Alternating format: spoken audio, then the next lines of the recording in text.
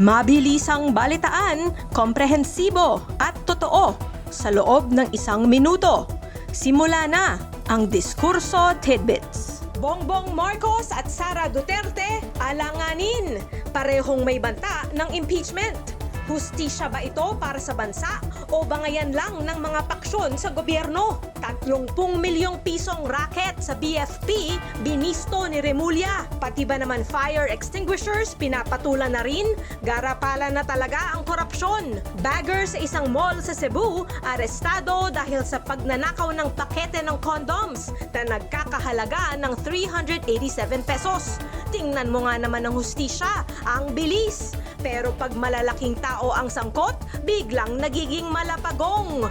8 pang opisyal ng DPWH sinibak sa pwesto. Sino ang susunod?